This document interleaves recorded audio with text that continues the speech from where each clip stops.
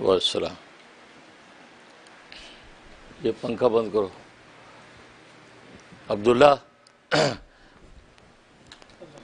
پنکھے بند کرو بھائی، پنکھے بند کرو. تم لوگوں کو پتہ ہے، دیکھو وہ ٹائم ہو گیا سٹارٹ، تم لوگ بے ہوش ہو.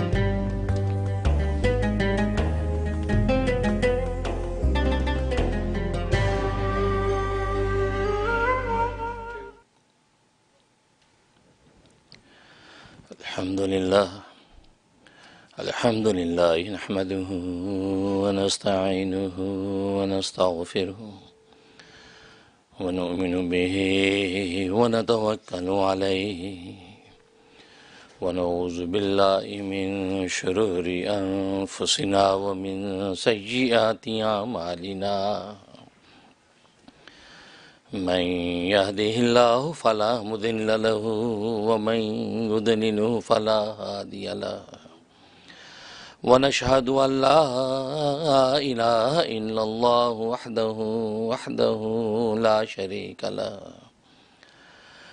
شريك له ولا نظير له ولا مثل له ولا مثال له ونشهد أن سيدنا وسندنا وشفيعنا وشفيع أمرنا وحبيبنا وحبيب ربنا ومولانا محمدا عبده ورسوله أرسله الله إلى كافة للناس بشيرا ونذيرا وداعيا إلى الله بإذنه وسراجا منيرا. أما بعد فأعوذ بالله من الشيطان الرجيم. بسم الله الرحمن الرحيم. الرحمن علم القرآن خلق الإنسان علمه البيان. صدق. بزرگان محترم، برادران عزیز اور میری اسلامی بہنیں،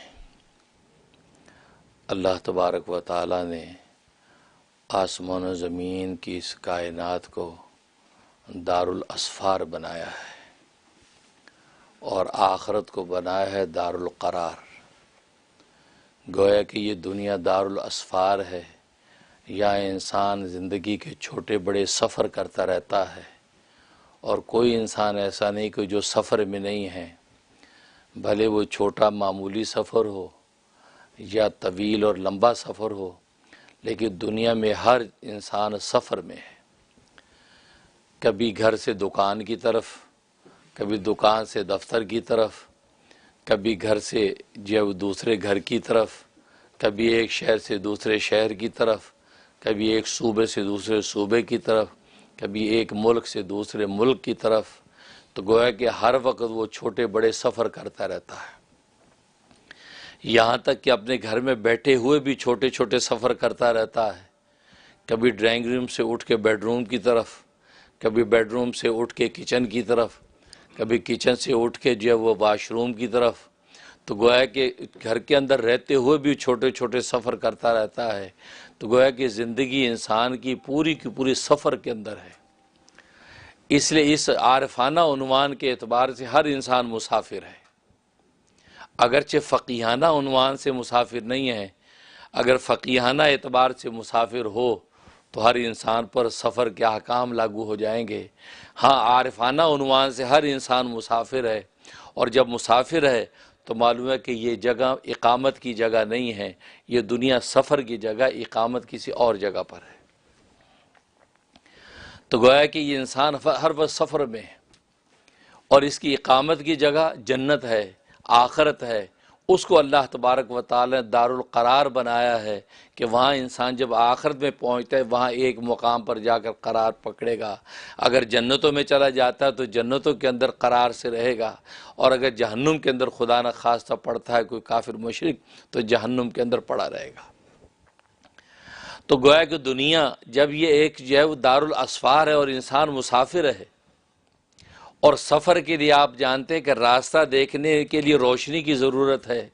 اگر راستہ مسافر کو نظر نہیں آتا تو منزل تک پہنچے گا کیسے؟ لہٰذا راستہ دیکھنے کے لیے روشنی کی ضرورت ہے.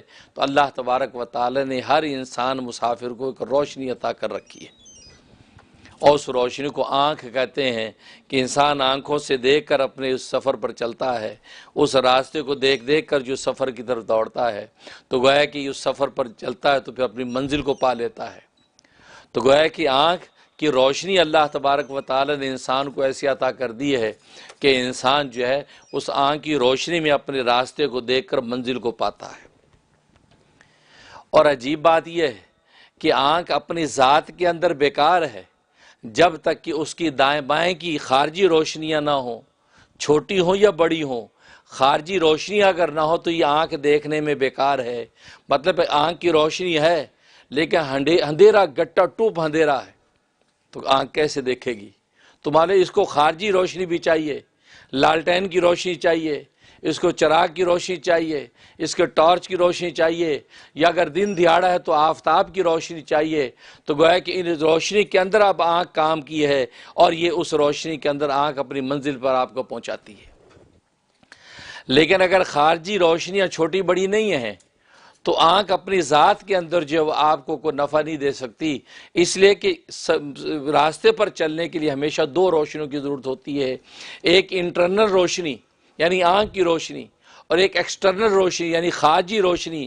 اب خارجی روشنی آفتاب کی بھی ہو سکتی ہے کہ دن دیہڑا ہے، یا اگر رات کا اندھیرا ہے تو پھر آپ کے پاس ٹارچ ہے، یا آپ کے پاس جو ہے وہ لالٹین ہے، یا آپ کے پاس چراغ ہے.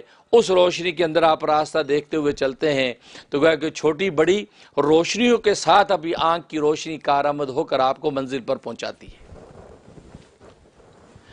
اور یہ بات آپ جانتے ہیں کہ اصل آنکھ کی روشنی ہے، اصل آنکھ کی روشنی ہے، لیکن آنکھ کی روشنی کی سپورٹ کے لیے خارجی روشنیوں کی ضرورت ہے. اگر خارجی روشنیاں نہ ہوں تو یہ آنکھ کی روشنی آپ کو نفع نہیں پہنچا سکتی اور منزل تک نہیں پہنچا پاتی. بالکل اسی طریقے سے جب دنیا کی ان منزلوں کو حاصل کرنے کے لیے آپ آنکھ کی روشنی اور خارجی روشنیوں کے محتاج ہیں، بالکل اسی طریقے سے خالق دنیا کو پانے کے لیے بھی آپ کو دو روشنیوں کی ضرورت ہے. کیونکہ کوئی شخص دنیا کو پاتا ہے، کوئی خالق دنیا کو پاتا ہے. جو دنیا کو پاتا ہے تو وہ دنیا تو پا لیتا ہے، لیکن خالق دنیا بھی اس کو ملا یا نہ ملا یہ ایک الگ سوال رہ جاتا ہے. لیکن جو خالق دنیا کی طرف دوڑتا ہے اور خالق دنیا کو پا لیتا ہے تو ڈیفینیٹلی اس کو دنیا بھی مل جاتی ہے، کیونکہ اس نے گویا کہ راضی کا دامن تھام لیا. تو راضی کا جب دامن تھام لیا تو رزق اس کی جو ہے وہ جھولی میں آ جاتا ہے. لیکن بسا اوقات رزق تو انسان کے پاس ہے لیکن راضی کو اس کے پاس نہیں ہوتا. لہذا عقل مند انسان وہی ہے کہ جو راضی کو پاتا ہے، راضی کو جب تلاش کر لیتا ہے، اور راضی کے لفظ کے اندر ہی رزق کا لفظ موجود ہے، را زا اور قاف کا لفظ موجود ہے. راضی جب تمہیں ملا تو راضی ملنے کے ساتھ ساتھ رزق بھی مل جاتا ہے. اس لیے فرمایا کہ یہ خالق دنیا کو پا لینا یہ اصل سفر ہے.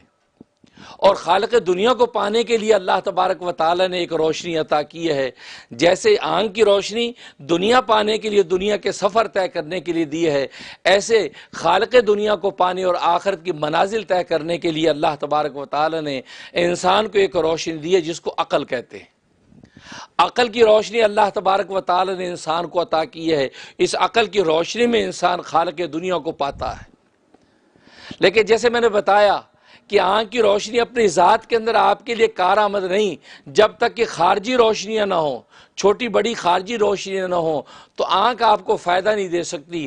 بالکل اسی طریقے سے عقل اپنی ذات میں اصل تو ہے لیکن یہ بھی فائدہ نہیں دے سکتی جب تک کہ خارجی روشنیاں نہ ہوں.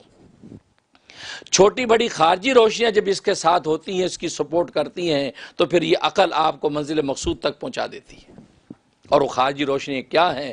وہ خارجی روشنیاں وحی الہی، اللہ تبارک و تعالیٰ کی جو وحی ہے، یہ وہ خارجی روشنیاں ہیں، چھوٹی روشنیاں، بڑی روشنیاں۔ یہ خارجی روشنیاں وحی الہی کے جب مل جاتی ہیں، اب یہ عقل آپ کو صراط مستقیم پر لے کر اللہ تبارک و تعالیٰ تک پہنچا دیتی۔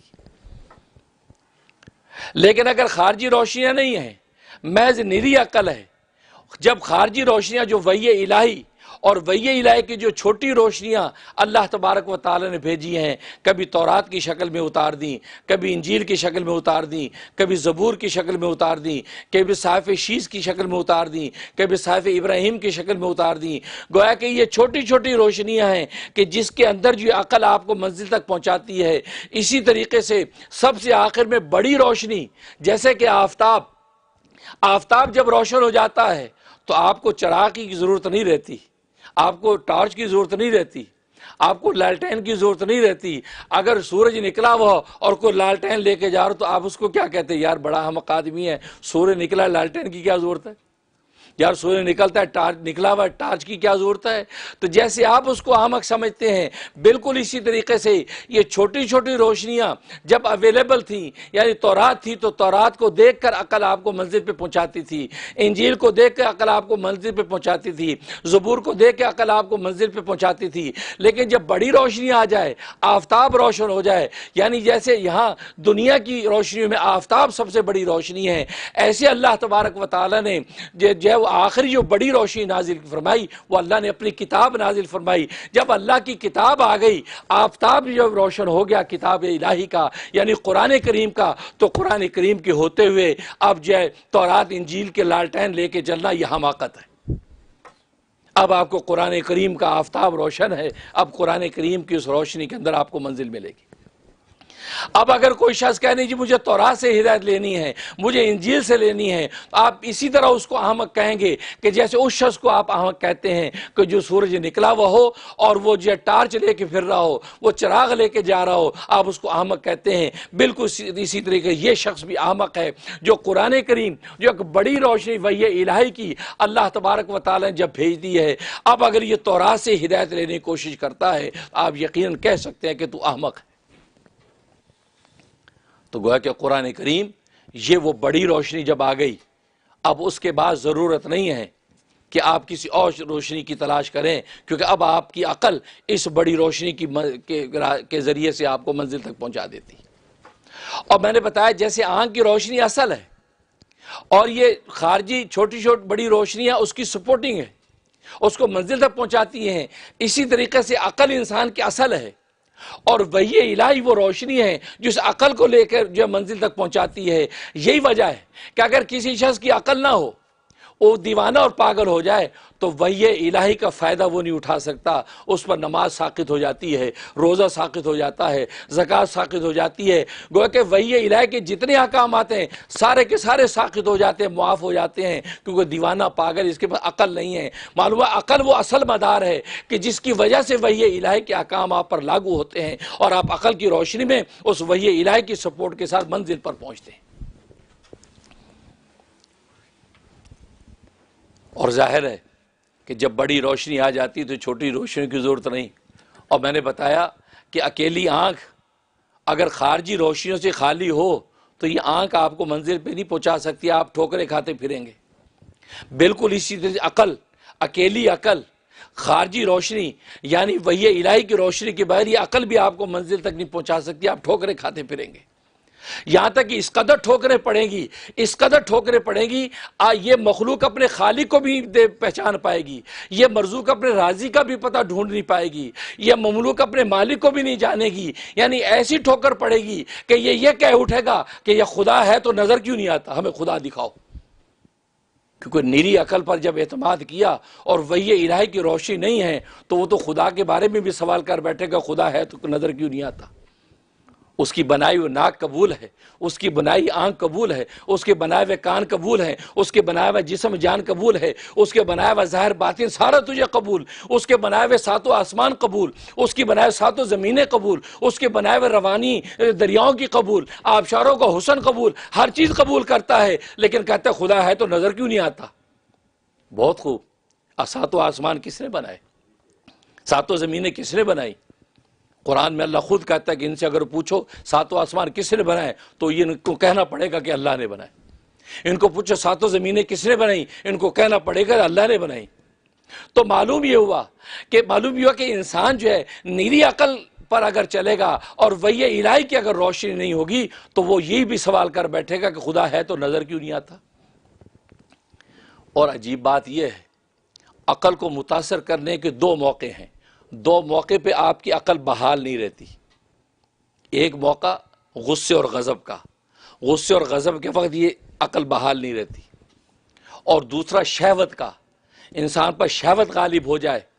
اب شہوت بطنی بھی ہو سکتی ہے، شہوت فرجی بھی ہو سکتی ہے، بھوک کی شہوت بھی، پیاس کی شہوت بھی، شرمگاب کی شہوت بھی، اور دیگر خواہشات کی شہوتیں. یہ دو موقع ایسے ہیں، یہ دو موقع اگر عقل کے اوپر غالب آ جائیں تو پھر یہ عقل کے ہوتے ہوئے بھی انسان جو ہے وہ بحال طریقے سے منزل پہ نہیں پہنچ سکتا. کیوں؟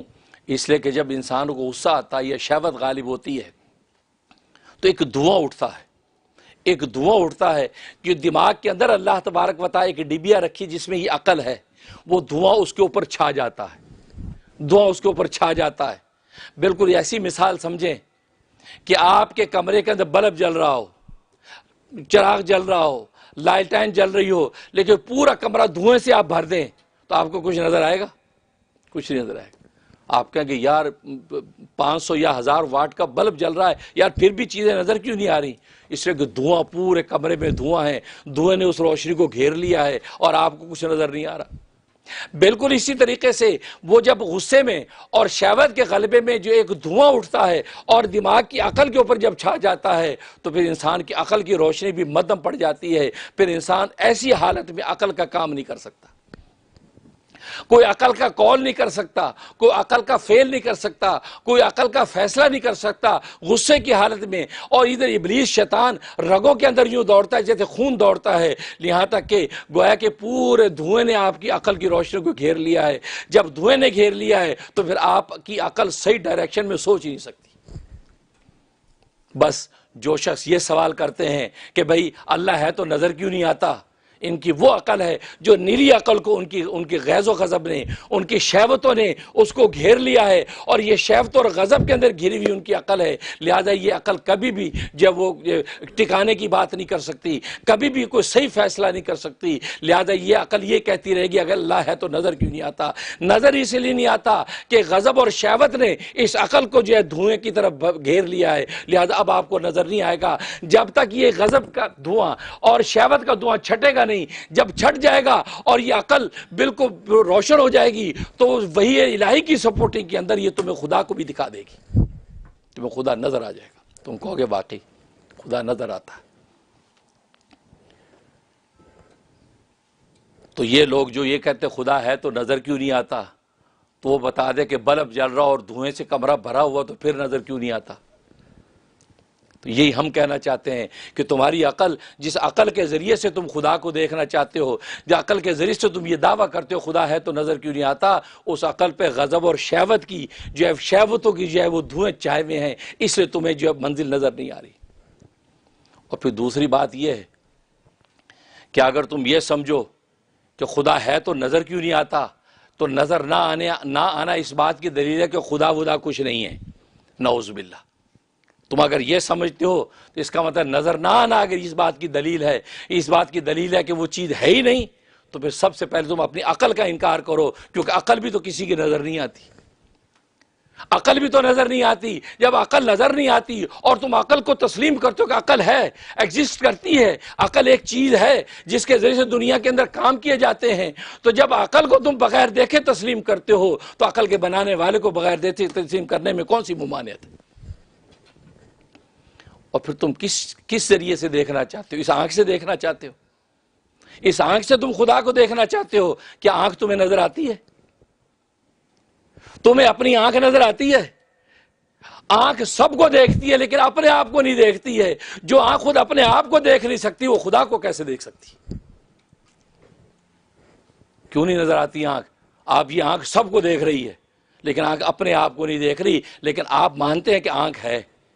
آپ کیوں مانتے ہیں؟ اس لیے مانتے ہیں کہ آپ دیکھتے ہیں کہ دوسروں کی آنکھ دیکھ رہی ہے، اس کا مطلب یہ ہے، یہ دلیل ہے اس بات پر کہ میری آنکھ ہے اور اس میں روشنی بھی ہے۔ تمہارے جب دلیل کے ذریعے سے اور آثار کے ذریعے سے تم نے ماننا ہے، یہ تو ہم کہنا چاہتے ہیں کہ جب عقل تمہیں نظر نہیں آتی اور تم عقل کو مانتے ہو کہ عقل ہے، کیوں مانتے ہو؟ آثار اور دلیل سے مانتے ہو۔ ایک شخص جب عقل والا کام کرتا ہے، عقل مندانہ بات کرتا ہے، عقل مندانہ ایکٹ کرتا ہے، آپ کہتے ہیں یار بندہ بڑا عقل مند ہے، یار یہ بچہ بڑا عقل مند ہے۔ آپ کو کہ یار اس کی عقل ذرا دکھاؤ کہاں ہے؟ نہیں یار دیکھو نا کتنی سمجھ کی باتیں کر رہا ہے، دیکھو کیسے ایٹیکیٹ سے بیٹھ۔ تو مولا آپ آثار سے، دلائل سے اندازہ لگا رہے کہ اس میں عقل ہے۔ بالکل اسی طریقے سے اللہ تبارک و تعالیٰ نے یہ ساتوں آسمان بنا دیے بغیر ستون کے، ساتوں زمینیں بنا دی ہیں، آبشاریں روشن کر دی ہیں، آبشاروں کو حسن پھیلا دیا ہے، دریاؤں کو روانی دے دی ہے۔ کیا کچھ نہیں اللہ تبارک و تعالیٰ نے بنایا؟ صحراؤں کے ذرے کھڑے کر دیے ہیں، رینگنے والے جانور بنا دیے ہیں، ایسی ایسی چیزیں اللہ تبارک و تعالیٰ پیدا کر دی ہیں۔ یہ پیدا کرنے والا کون ہے؟ یہ سارے کے سارے اللہ تبارک و تعالیٰ کے وجود پر دلیل ہیں، ان کو دیکھ کر انسان خدا تک پہنچ جاتا ہے۔ اللہ اکبر۔ لیکن آپ اسی بھی اڑے میں کہ اللہ ہے تو نظر کیوں نہیں آتا؟ یہ بات ہے تمہیں اپنی آنکھ نظر کیوں نہیں آتی؟ تم آپ اپنی آنکھ کو اپنی آنکھ سے دیکھ کے دکھا دو، ہم اللہ تمہیں دکھا دیں گے۔ اب رسول آنکھ نظر کیوں نہیں آتی؟ اپنی آنکھ سب کو دیکھتی، خود اپنے آپ کو کیوں نہیں دیکھتی ہے؟ اس کی وجہ یہ ہے، اصول یہ ہے کہ چیز بہت زیادہ قریب ہو تو بھی نظر نہیں آتی اور بہت زیادہ دور ہو تو بھی نظر نہیں آتی۔ اللہ تبارک و تعالی اتنا قریب ہے، اتنا قریب ہے کہ اس کا قرب ہی حجاب بن جاتا ہے، اس کا قرب حجاب بن جاتا ہے۔ اب دیکھیں یہ ہاتھ ہے، یہ ہاتھ کو بالکل آنکھ کے قریب لے آئیں، آپ کو ہاتھ بھی نظر نہیں آتا۔ اگر کوئی کہے یار آپ کا ہاتھ ہی نہیں ہے، کہ نہیں ہاتھ ہے، پھر نظر کیوں نہیں آ رہا؟ کہتے یار اصل بہت قریب ہے۔ معلوم کہ بہت زیادہ کوئی چیز قریب ہو جائے تو بھی نظر نہیں آتی۔ تم یہ کیوں نہیں سوچتے کہ اللہ تبارک و تعالی ہمارے اتنا قریب ہے، اتنا قریب ہے، خود ہم اپنے آپ کے اتنا قریب نہیں ہیں۔ جب اتنا زیادہ قریب ہمارے ہو گیا اور قریب ترین آنے والی چیز نظر نہیں آتی، اس لیے اللہ بھی ہمیں نظر نہیں آتا۔ اور کافر مشرک سے اللہ تبارک و تعالیٰ اپنی رحمت کے ساتھ اتنی دور ہے، اتنی دور ہے، اتنی دور ہے کہ دور والا بھی نظر نہیں آتا۔ کیوں؟ اس لیے کہ ظاہر ہے کہ ہم نابینا ہیں، ہم اندھے ہیں، اور اندھے کے پاس کوئی کھڑا تو اندھے کو نظر نہیں آتا، اندھے کو نظر نہیں آتا۔ لیکن اندھا انکار نہیں کر سکتا میرے ساتھ کوئی کھڑا نہیں ہے، وہ اس کے آثار و احوال پر اندھا دلیل پکڑ سکتا ہے میرے ساتھ ہے کوئی۔ تو اصل میں اللہ تبارک و تعالی تو ہمارے قریب ہے، اور خود اعلان کر رہا ہے وَنَحْنُ أَقْرَبُ إِلَيْهِ مِنْ حَبْلِ الْوَرِيدِ، میں تو تمہاری شاہ رگ سے بھی زیادہ قریب ہوں، شاہ رگ سے بھی زیادہ قریب ہوں۔ یہ بتا کہ اللہ تبارک و تعالی اپنے انتہائی قرب کو بتایا ہے، اور ہم چونکہ اندھے ہیں، ہماری معرفت کی آنکھ بند ہے، ہماری بصیرت کی آنکھ بند ہے، ہماری باطن کی آنکھ بند ہے، اس لیے ہم اللہ تبارک و تعالی کو اتنے قریب ہونے کے باوجود دیکھ نہیں سکتے۔ اور یہ بصیرت کی آنکھ اس وقت کھلے گی کہ جب آپ کی عقل کے اوپر سے دھواں غضب کا ہٹے گا، آپ کی شہوت کا ہٹے گا، جب غضب اور شہوت کے دھوئیں ہٹیں گے اور آپ تزکیہ کریں گے، اور تزکیہ جو نبی کریم صلی اللہ علیہ وسلم کا مستقل ایک وظیفہ تھا کہ وہ یزکیم، آپ ان کا تزکیہ کیجئے۔ تزکیہ کا مطلب یہ تھا ان کی عقلوں کو اس دھوئیں سے پاک کر دیجئے، عقلیں روشن ہو جائیں، اور روشن عقل کے ساتھ یہ وحی کی روشنی کے ساتھ اپنی منزل کو پا لیں گے۔ وہ یزکیم، تو یہ تزکیہ کرتا ہے، دھواں جب اس کا شہوت کا چھٹ جاتا ہے، غضب کا چھٹ جاتا ہے، اور عقل روشن ہو جاتی ہے، اس روشن عقل میں جب وحی کی روشنی میں لے کے چلتی ہے تو اس کو یقین خدا نظر آنے لگتا ہے۔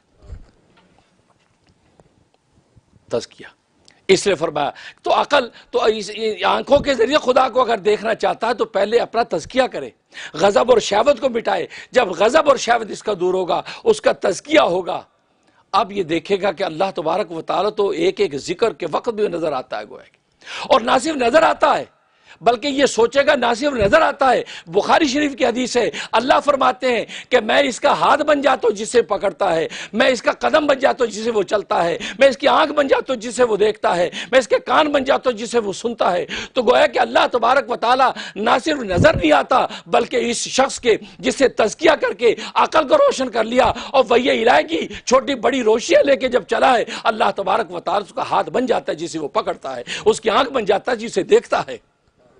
تو پھر اس منزل پہ پہنچ کے وہ انکار کر سکتا کہ اللہ نظر نہیں آتا؟ وہ تو کہے گا اللہ ہی تو نظر آتا، خدا کی قسم کچھ نظر نہیں آتا، وہ یہ کہتا ہے۔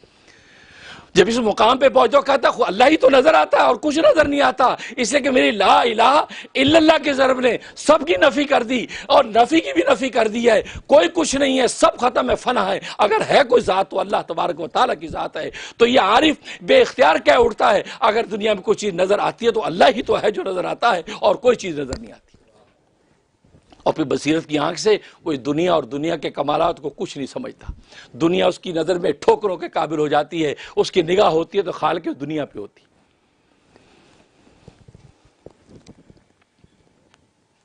عبداللہ ابن عمر رضی اللہ تعالیٰ عنہ کے صاحبزادے حضرت سالم، امام سالم رحمۃ اللہ علیہ، بڑے فقی محدث، ایک مرتبہ طواف کر رہے ہیں تو کسی ایک علاقے کا بہت بڑا نواب رئیس، اس نے سنا کہ امام سالم بھی آئے ہوئے ہیں، نام سنا تھا، بڑے محدث ہیں، بہت بڑے اللہ کے ولی ہیں، تو اس کو اشتیاق ہوا ملاقات کا۔ تو جناب وہ طواف کرتے کرتے تیزی قریب آ گیا، السلام علیکم، السلام، حضرت خیریت ہے، کیسی مزاج؟ جی الحمدللہ، طواف ہو رہا ہے، میں فلاں علاقے کا رئیس ہوں، نواب ہوں۔ اچھا ماشاءاللہ، چلتے رہے۔ کہا جی میرے لائق کوئی خدمت ہو تو بتائیے۔ کہا کہ اللہ کا گھر ہے، اب اللہ کے گھر کے سامنے اللہ کا طواف کرتے ہوئے تو کسی غیر سے کچھ مانگنا اچھا نہیں لگتا، طواف کے بعد بات کریں گے۔ ظاہر ہے کہ طواف کے وقت تو آپ نے دل اللہ کے گھر سے جوڑا ہوا ہے نا، لہٰذا طواف کرتے بیت اللہ لیفٹ سائڈ پہ ہوتا ہے، رائٹ پہ نہیں ہوتا، اور دل آپ کے لیفٹ پہ ہے، کیونکہ دل کی تار آپ نے اس وہاں باندھ دی ہے اور آپ وہاں گھوم رہے ہیں۔ اللہ اکبر، دل کی تار خدا کے گھر سے باندھ کر اب یہ چکر کاٹ رہا ہے، لبیک اللہم۔ اس وقت فرمایا اس حال میں اللہ کے غیر سے کچھ مانگوں، کوئی درخواست کروں، بات کروں، اللہ سے حیا آتی ہے، بعد میں بات کریں۔ طواف ختم ہو گیا اور یہ بڑا خوش ہوا کہ میری درخواست منظور کر لی حضرت نے۔ طواف کے بعد حرم سے باہر نکلے، فرمایا السلام علیکم حضرت، جی حکم فرمائیے، آپ نے فرمایا تھا کہ اندر تو طواف ہے، ابھی آپ فرمائیے۔ فرمایا کہ دنیا کی خدمت کرو گے یا آخرت کی کرو گے؟ یہ کہا جی نہیں، میں تو گناہ گار آدمی، میں تو دنیا کی خدمت کر سکتا ہوں، آخرت کی میں خدمت کیا کروں گا؟ آخرت تو ماشاءاللہ آپ اللہ والے لوگ ہیں، آخرت تو آپ لوگوں کے حصے میں ہے، میں تو گناہ گار دنیا کی خدمت کی درخواست کر رہا ہوں۔ بس یہ کہنا تھا، حضرت جلال میں آ گئے، فرمایا کہ رب کعبہ کی قسم، دنیا تو میں نے کبھی دنیا کے بنانے والے سے نہیں مانگی، کسی دوسرے سے کیا مانگوں؟ دنیا تو میں نے دنیا کے بنانے والے سے نہیں مانگی ہے، میں تجھ سے کیا مانگوں گا؟ میں تو مانگتا تو آخر بھی مانگتا ہوں، یہ دنیا مانگنے کے قابل کوئی چیز ہے؟ میں اس کے غیر سے مانگوں؟ بس یہ کہنا تھا، تڑپ گیا وہ شخص، چوٹ لگی دل پہ، گویا کہ ایسا کر دیا کہ دنیا میں بیٹھ کے آخر نظر آنے لگی۔ یہ وہ لوگ اللہ والے، ان کا ایک جملہ دنیا میں بٹھا کے آخر دکھا دیتے ہیں۔ آپ کہتے خدا نظر نہیں آتا، لیکن نظر تبھی آئے گا جب آپ اس مقام پہ پہنچیں۔ آپ اپنا تزکیہ تو کریں، آپ اللہ والے کی صحبتوں میں ضربے لگا کے اپنے دل کو پاک صاف تو کریں، پھر آپ کی روشن عقل اور جب وحی الہی کی روشنیاں ساتھ ہوں گی تو پھر آپ کہیں گے کہ اللہ ہی تو نظر آتا ہے، نظر اور کچھ تو آتا ہی نہیں ہے۔ جیسے امام سالم کو اللہ کی سوا کچھ نظر نہیں آیا، نہ وہاں بڑے بڑے نواب رئیسوں کی کوئی قیمت، نہ بڑے بڑے سرداروں کی قیمت ہے۔ کہا کہ تم کہتے ہو دنیا میں تم سے مانگوں، میں نے تو دنیا کے بنانے والے سے کبھی نہیں مانگی، میں تجھ سے کیا مانگوں گا؟ میں مانگتا تو آخرت مانگتا ہوں۔ تبھی تو اللہ نے دنیا مقدر کر کے بھیج دی ہے۔ ماں کے پیٹ میں ابھی نطفہ ٹھہرتا ہی ہے، اسی وقت فرشتہ رجسٹر لے کے اندر پہنچ جاتا ہے رحم میں، 5 سوال کرتا ہے، جس میں ایک سوال کہتا ہے وما رزق، اے اللہ اس کا رزق کتنا لکھنا ہے؟ اللہ اتنا لکھ دو۔ اس وقت ابھی بچہ دنیا میں آیا نہیں ہے، رزق وہاں اس وقت لکھ کے دے دیا، اور آپ اس رزق کے پیچھے بھاگ بھاگ کے راضی کو بھول جاتے ہیں۔ ایسا رزق نہیں چاہیے کہ جس رزق کی تلاش میں تم راضی کو بھول جاؤ، نہیں، یہ دن رات تو خدا نے بنائے اس لیے ہیں کہ تم دنوں میں راتوں میں راضی کو تلاش کرو، دنوں میں رزق کو تلاش کرو۔ دن تم نے اپنے رزق کی تلاش میں لگا دیا ہو اور رات کو مصلے پہ کھڑے ہو کر رازق کو تلاش کرو۔ جب رازق تمہاری باہوں میں آ جائے گا اور تم اس کی آغوش میں چلے جاؤ گے، دن کے سویرے میں نکلو گے تو رزق تمہارا انتظار کر رہا ہوگا۔ لیکن آج ہماری حالت یہ ہے، رات ہو یا دن ہو، ایک ہی تلاش ہے، رزق، روٹی، رزق، کاروبار، دکان، دفتر، بس ایک ہی ساری ادھیڑ بن ہے کہ اللہ کے بندے، آپ اللہ والوں کا وہ راستہ اختیار کرو آپ رازق کو ڈھونڈ لو. جب رازق کا ہاتھ تمہارے ہاتھ میں آ گیا تو رازق نے تو کہا میں آنکھ بن جاؤں گی جس سے تم دیکھو گے, میں کان بن جاؤں گا جس سے تم سنو گے, میں ہاتھ بن جاؤں گا جس سے تم پکڑو گے, میں قدم بن جاؤں گا جس سے تم چلو گے. تو گویا کہ وہ رازق تو اس قدر تمہارے ساتھ اپنی نصرت و مائیت کامل کر دے گا. تو رزق نے کہاں جانا, رزق کے ایک اشارے پر رزق تمہارے قدموں میں آئے گا. لیکن چونکہ انسان اپنی عقل کو سب کچھ سمجھ لیتا ہے اور سمجھا میں عقل سے سارے فیصلے کر لوں گا. نہیں, میں نے بتایا نیری عقل جیسے اکیلی آنکھ کی روشنی آپ کو منزل تک نہیں پہنچا سکتی, اس کو خارجی روشنیاں چاہیے. اسے عقل اکیلی آپ کو منزل تک نہیں پہنچا سکتی, اس کو وحی الہی کا نور چاہیے جس میں دیکھ کے منزل پہ پہنچائے گی. آج سے کئی عرصہ پہلے جب رشیا کے اندر یہ نظریہ پیدا ہوا کہ اللہ کا کوئی وجود نہیں, اللہ نہیں ہے, خدا نہیں ہے, بس یہ دنیا ایسے بن گئی, ایک دھماکہ ہوا دنیا بن گئی. وہ جو آپ لوگ جانتے ہیں جو سائنس بولتی ہے اللہ کا کوئی وجود نہیں ہے. اب جب رشیا کے اندر یہ نظریہ زور پکڑ گیا اور رشیا کے اندر آفیشل اس کی حیثیت حاصل ہو گئی تو دنیا کے وہ مذاہب کہ جو اللہ کے وجود کو مانتے ہیں ان کو فکر لاحق ہوئی کہ یار یہ تو خطرناک بات ہے. رشیا اپنے وقت کا سپر پاور ہے, بہت بڑی ایک سٹیٹ ہے, اس کے اندر یہ نظریہ پھیلا ہے تو یہ تو دنیا کے اندر پھیلتا چلا جائے گا. جیسے آج امریکہ کے اندر جو نظریہ ایکسیپٹیبل ہو جائے اور نظریہ پھیلے تو پوری دنیا کے اندر یار امریکہ کے اندر چلتی یہ بات, یا امریکہ کرتے ہیں تو نظریہ کہ چھوٹے ملک بیچارے خود بخود اس کے اندر جو وہ گرتے چلے جاتے ہیں.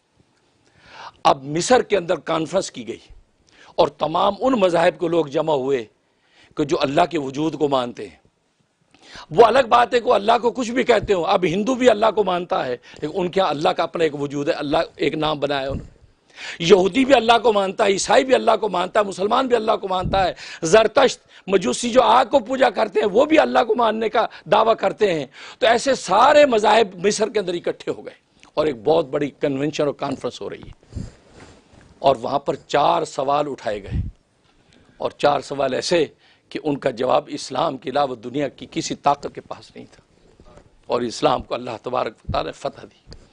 اور آج ہم چھوٹی موٹی باتوں میں فوراً کہتے ہیں یار اسلام میں یار یہ پتہ نہیں کیوں پرابلم ہے, یہ اچھا تم کیا جانو اسلام, پیغمبر اسلام. اور پھر اللہ تبارک و تعالی نے کہا الیوم اکملت لکم دینکم, اے پیغمبر میں نے آج کے دن تمہارا دین مکمل کر دیا. وَأَتْمَمْتُ عَلَيْكُمْ نِعْمَتِي, اور میں نے اپنی نعمت تم پر پوری کر دی. وَرَضِيتُ لَكُمُ الْإِسْلَامَ دِينًا, اور میں نے تمہارے لیے دین اسلام کو پسند کیا ہے. جس اللہ نے بادشاہوں کے بادشاہ نے اسلام پسند کر کے اس کو جامع اور کامل بنا کے ہمیں دیا ہو, اس میں کوئی جھول رہ سکتا ہے, کوئی نقص رہ سکتا ہے؟ دنیا کی کوئی طاقت اس کے سامنے کھڑی نہیں ہو سکتی. اب کنونشن شروع ہو رہا ہے. بات اس پر ہوئی کہ یار دیکھو اتفاق کر لو, اتفاق. اگر ہم نے اتفاق نہ کیا تو دیکھو کیسے کیسے نظریے پیدا ہو رہے کہ خدا کے وجود کا انکار. لہذا ہم سب جو ہے اب خدا کو مان لیں کہ خدا ہے اور خدا ایک ہے, ایک خدا کو مان لیں ورنہ یہ نسلیں ہماری ختم ہو جائیں گی. اور آج جیسے ہو رہا ہے, آج امریکہ کی یونیورسٹیوں میں, یورپ کی یونیورسٹیوں میں بچے ہی کہتے ہیں ویئرز اللہ, اللہ ایگزسٹ کرتا, ویئرز اللہ, اللہ کہاں ہے دکھاؤ مجھے. کیلیفورنیا میں 7 سال کا بچہ 4 گریڈ کا ہوگا, ماں باپ کہتے ہیں انہوں نے ہمارے بچے جان کھا رکھی ہے کہ نماز کس کے لیے پڑھ رہے ہیں, اللہ کے لیے, ویئرز اللہ. روزے کے لیے اٹھے, ماما آپ سحری کیوں کر رہے ہیں, روزہ رکھ رہے ہیں, کس کے لیے, اللہ کے لیے, ویئرز اللہ. کہتے ہیں اسے جان کھائی ہوئی ہے ہر بات میں, بے ثواب ملے گا, کون دے گا, اللہ, ویئرز اللہ. کہتے ہیں یہ 7 سال کا بچہ عذاب ہو گیا ہے, میں وہاں سفر میں گیا تو میرے پاس لے آئے, کہ جی اس کو سمجھائیں کچھ, یہ بچہ سمجھتے نہیں, ہر بات میں کہتے ویئرز اللہ. تو جب میرے پاس آیا تو مجھے جب اس نے کہا کہ یہ کہتا ہے, میں کہا تم بے عقل, تمہارے پاس عقل نہیں ہے, you don't have any sense. No I am sensible person. میں کہا یو ڈونٹ ہیو سینس, تم بے عقل ہو, you don't have any intelligence, تمہارے عقل نہیں ہے. نہیں, why you are seeing like that. میں کہا نہیں تمہاری عقل نہیں ہے. کہتے I have sense, I have عقل, آئی ہیو سینس, بار بار کہے. تو ماں باپ بڑے رہے. میں کہا you have, yes, show me, where is your عقل. Where your sense? Show me.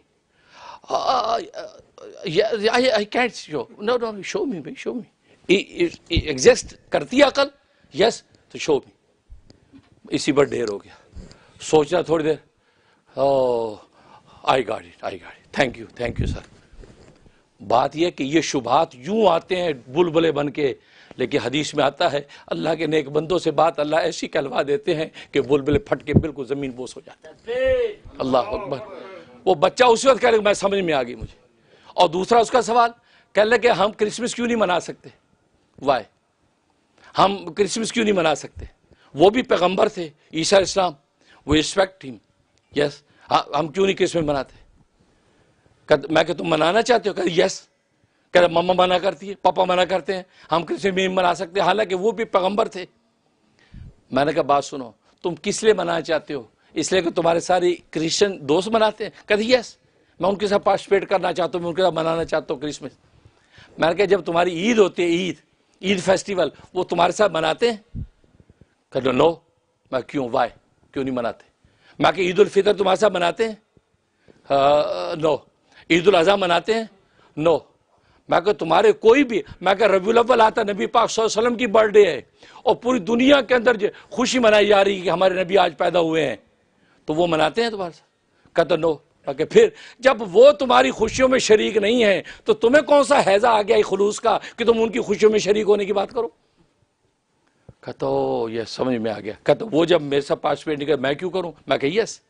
جب انہوں نے خود ہی بیریئر کھڑا کر دیا ہے، دیوار کھڑی کر دی کہ وہ تمہاری خوشیوں میں شریک نہیں ہوتے، تو تمہیں کون سا حیضہ خلوص کا کہ تمہیں ہونا ہی ہونا ہے؟ بس تم بھی اپنا کرائٹیریا بنایا کرو. نہیں بیٹی تم ادھر ہم. سمجھ میں آ گیا. کہتا ہے تھینک یو. تو کہنے کا مقصد یہ کہ بات وہی ہے کہ انسان اپنی عقل کو نہیں دیکھ سکتا. جیسے میں نے کہا انسان اپنی آنکھ کو خود اپنی آنکھ سے نہیں دیکھ سکتا، تو خدا کو دیکھنے کا دعویٰ کرتے ہو؟ اس کی ایک چھوٹی سی مخلوق تمہاری بدن میں لگی ہوئی آنکھ ہے. کیا تمہاری آنکھ اپنے آپ کو دیکھ سکتی ہے؟ نہیں دیکھ سکتی. تو جب تمہاری آنکھ اپنے آپ کو نہیں دیکھ سکتی، وہ اللہ تبارک و تعالی جسے یہ آنکھ پیدا کی اس کو کیسے دیکھ سکتی ہے؟ اس کے دیکھنے کا ایک کرائٹیریا، ایک معیار ہے، وہ یہ جیسے میں عقل کی روشنی پرفیکٹ ہونا ضروری. خیر وہ کنونشن ہوا. اب پہلا سوال یہ ہو کہ اللہ پر اتفاق کر لو کہ خدا ہے. سب نے کہا جی ہم اتفاق کرتے خدا ہے. باقی ہم زرتشت کہتے ہیں، وہ جو ہے وہ کوئی رام کہہ دیتے ہیں، وہ جو ہے اللہ کہتے ہیں، ڈفرنٹ نام ہے، کوئی بات نہیں. کوئی عیسائی گاڈ کہہ دیتے ہیں، کوئی بات نہیں، لیکن اللہ ہی کو مانتے ہیں تاکہ اتفاق ہو جائے. اب جب یہ بات ہو رہی تو مجلس میں ایک شخص کھڑا ہوا، کہا کہ دیکھیں جی اللہ پر اتفاق کرنا تو چلو آسانی سے ہو گیا، لیکن جھگڑا تو نبی کے معاملے میں ہو جائے گا، پھر اختلاف ہو جانا ہے. کہتے کیا مطلب؟ کہتے اس لیے کہ اس کے بعد جب نبی ماننے کی بات آئے گی، ہر ایک کا نبی الگ ہے. یہودیوں کا نبی الگ، عیسائیوں کا نبی الگ، مسلمانوں کا نبی الگ، اور یہ زرتشت کا نبی الگ. ہر ایک کا نبی الگ ہے. اس نبی کے حوالے سے اتفاق کیسے ہوگا؟ یا تو تم اللہ کے ساتھ ساتھ نبی پر بھی اتفاق کرو، نبی بھی ایک بنا لو. کیونکہ اب جو دنیا کے حال ہے، پہلے ایسا نہیں تھا. پہلے تو ایک بستی سے دوسری بستی کی خبر نہیں تھی، لہذا اللہ تبارک و تعالی نے ہر خطے میں الگ الگ نبی بھیجا. کسی بستی کا نبی، کسی صوبے کا نبی، کسی ملک کا نبی، پوری دنیا کا کوئی نبی نہیں بھیجا، ایک. لیکن اس وقت پوری دنیا گلوبل ویلیج ہے، پوری دنیا ایک ہی مقام بن چکا ہے، لہذا اب ایک نبی بنا لینا چاہیے. لہذا سارے مل کے اتفاق ایک نبی پہ کر لیں. اب جب یہ سوال اٹھا کہ ہاں یہ بات تو صحیح ہے، اگر نبی ایک نہیں بنائیں گے تو جھگڑا پھر بھی باقی رہے گا. اب یہ بات ہو رہی تو صدر مجلس نے کہا کہ بجائے اس کے ہم فیصلہ کریں کہ بھی نبی کون سا نبی جس کو ہم بنائیں، کیونکہ ہر بندہ اپنے نبی کو آگے کرنے کی کوشش کرے گا. یہودی کہیں گے حضرت موسیٰ اسلام کو مانو سارے، عیسائی کہیں گے عیسیٰ اسلام کو سارے مانو، مسلمان کہیں گے محمد صلی اللہ علیہ وسلم کو مانو، زرتشت کہیں گے ابراہیم خلیل اللہ کو مانو، تو سارے ہندو کہیں گے نوح علیہ السلام کو مانو. گویا کہ ہر فرقہ اپنے اپنے نبی کی بات کرے گا. تو لہذا بجائے اس کے کہ ہم لوگوں سے یہ سوال کریں، خود نبیوں سے ہم یہ سوال کرتے ہیں، خود نبیوں سے پوچھتے ہیں تم میں سے کون سا نبی ہے جس نے یہ دعویٰ کیا ہو کہ میں سارے جہان کا نبی بن کے آیا. آدم سے شروع کر دو، محمد تک لے آؤ، ہر نبی سے پوچھو آدم کیا تو پوری دنیا کا نبی بن کے آیا؟ تو نے یہ کہا کہ نہیں۔ نوح کو پوچھو کیا پوری دنیا کا نبی بن کے آیا؟ کہے گا نہیں۔ یہاں تک کہ چلتے چلے جاؤ، چلتے چلے جاؤ، عیسیٰ علیہ السلام سارے نبیوں میں کوئی بھی نبی ایسا نہیں، یا یہودی موجود ہیں، عیسائی موجود ہیں، زرتشت موجود ہیں، ہندو موجود ہیں، وہ اپنی مستند کتابوں سے ہمیں ثابت کر دیں اگر ان کے نبی نے ساری دنیا کا نبی ہونے کا دعویٰ کیا ہے ہم ان کو ماننے کو تیار ہیں، اگر نہیں کیا تو میں ماننا پڑے گا وہ ایک نبی ہے جس نے کہا میں ساری دنیا کا نبی بن کے آیا ہوں، وہ محمد مصطفیٰ احمد مجتبیٰ صلی اللہ علیہ وسلم ہے، جنہوں نے کہا کہ رحمت للعالمین وما ارسلناک الا رحمت للعالمین، وہ سارے جہانوں کے لیے رحمت بن کے آیا، اور خود فرمایا کافۃ للناس، وہ ساری انسانیت کے لیے نبی بن کے آیا۔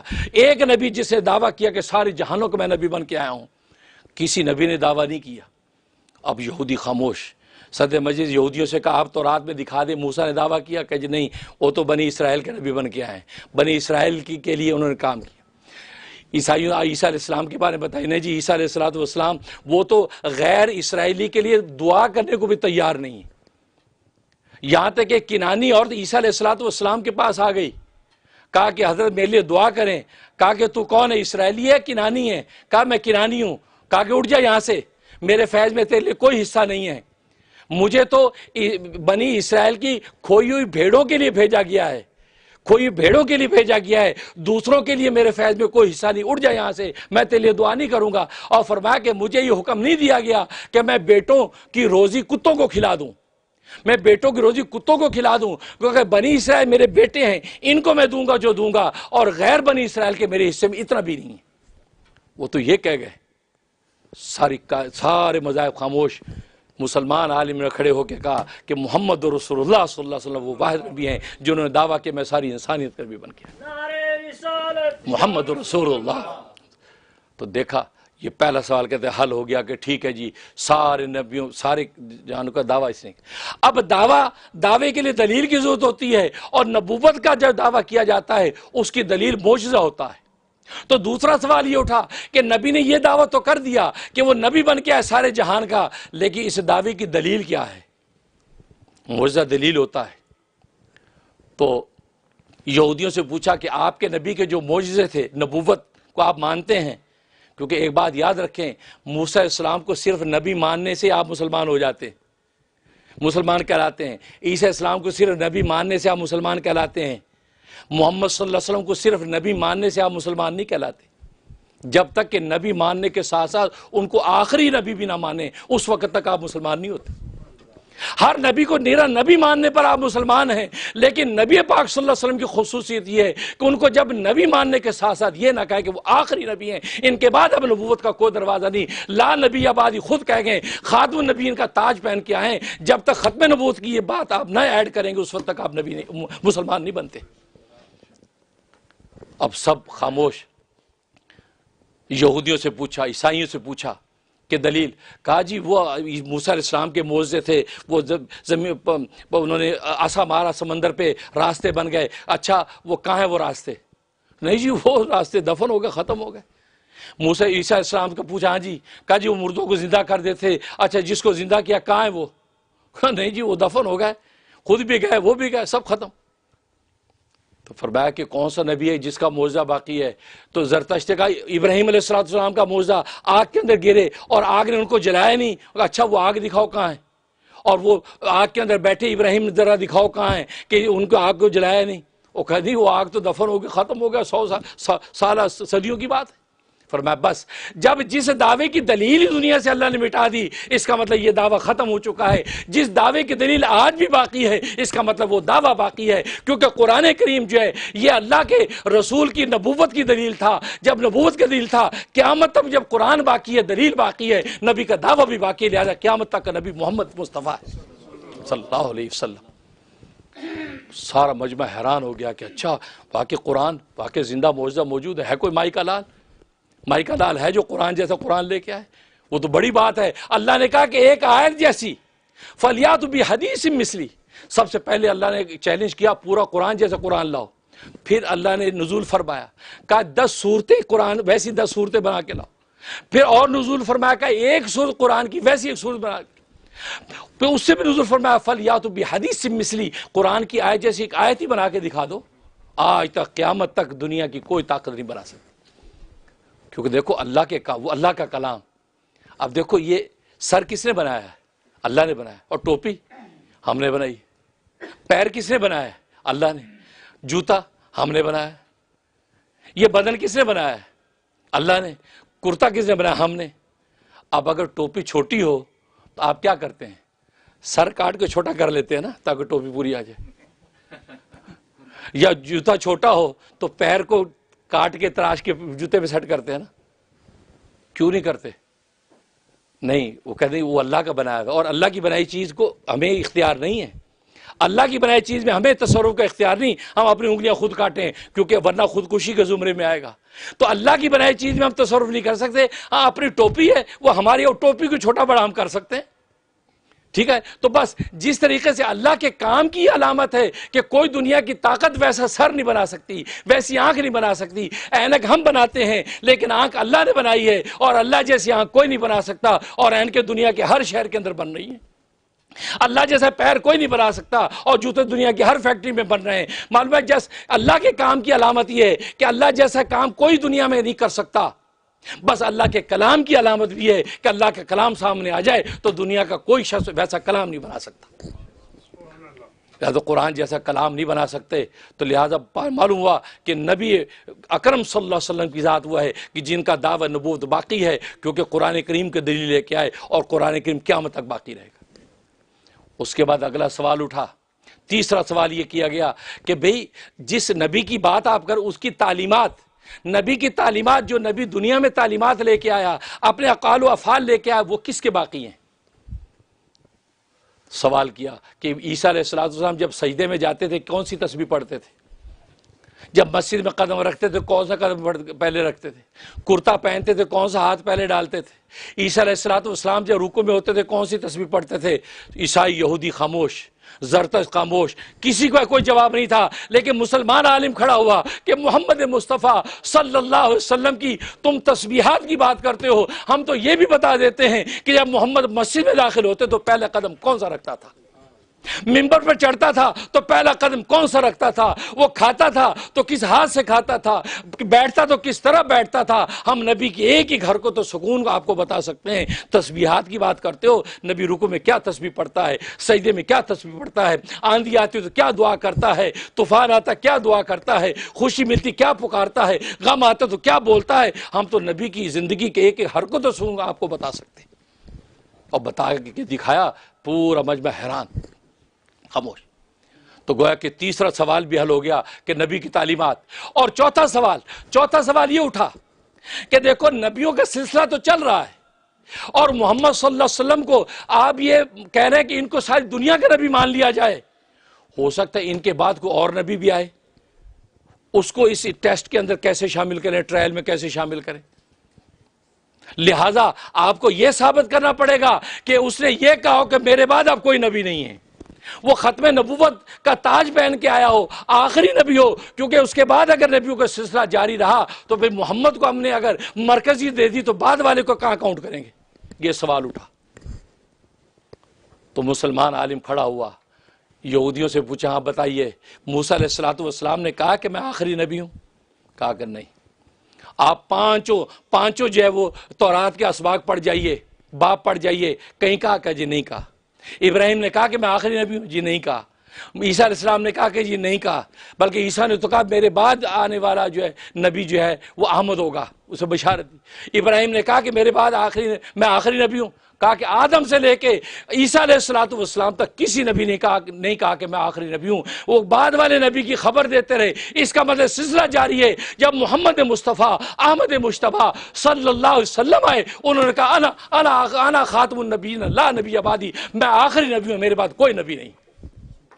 انہوں نے آ کے یہ دعویٰ کیا ہے کہ میرے بعد کوئی نبی نہیں. خاتم النبیین کا تاج پہن کے آیا، اور قرآن نے اس کا اعلان کر دیا، ما کان محمد ابا احد من رجالکم ولکن رسول اللہ وخاتم النبی.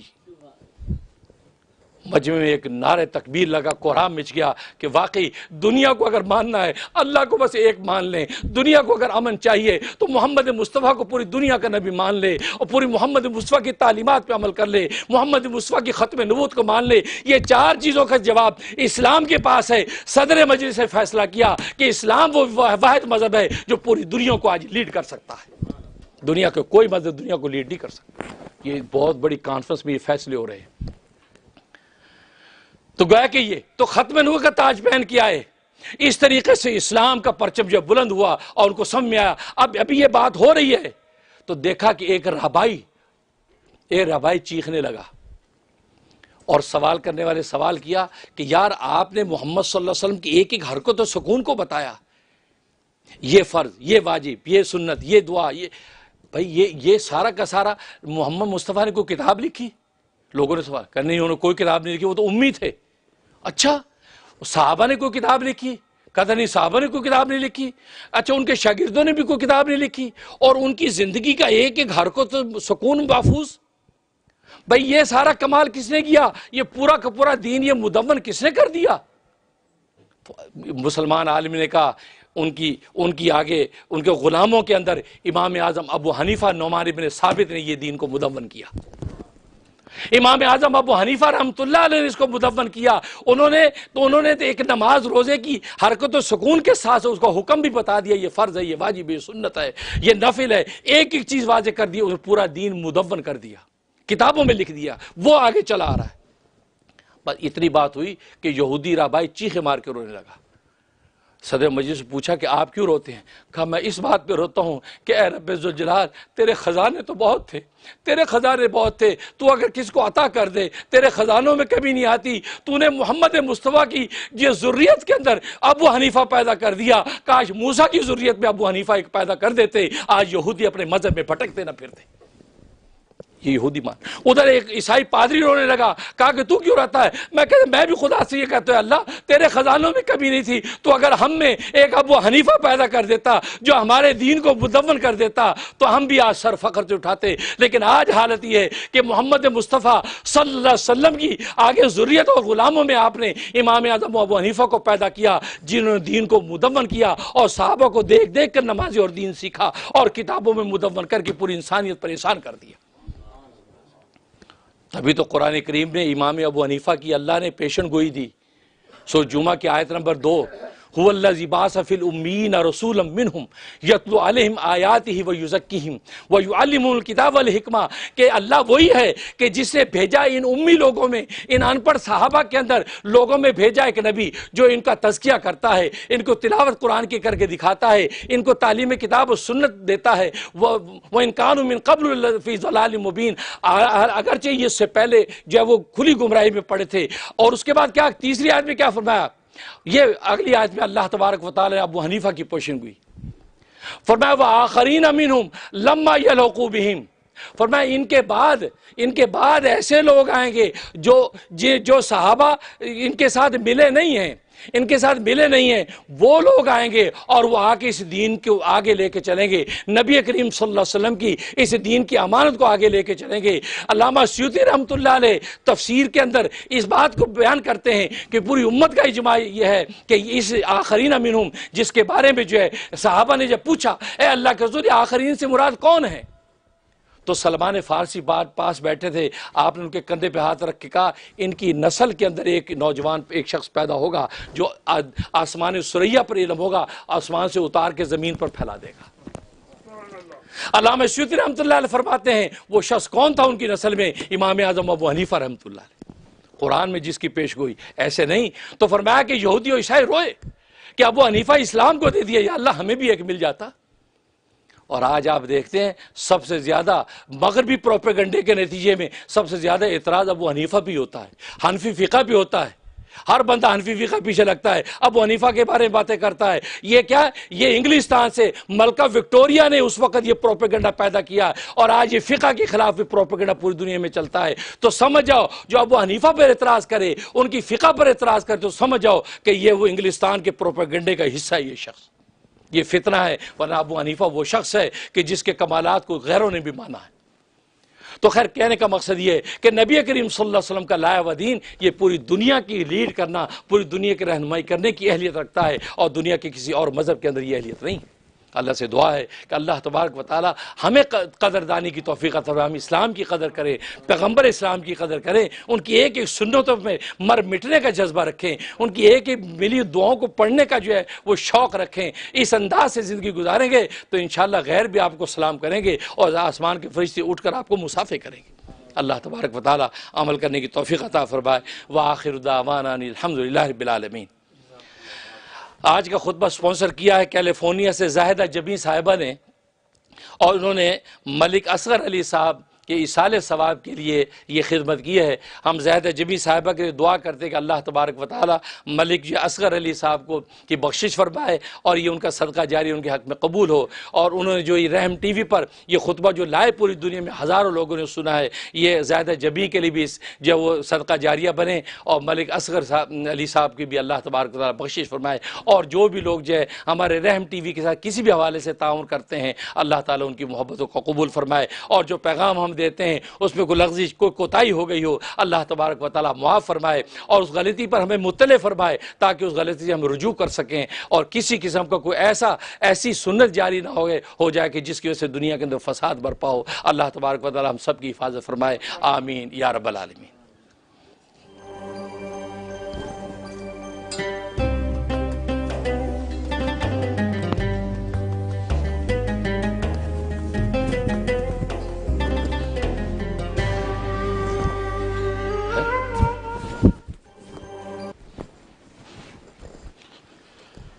لا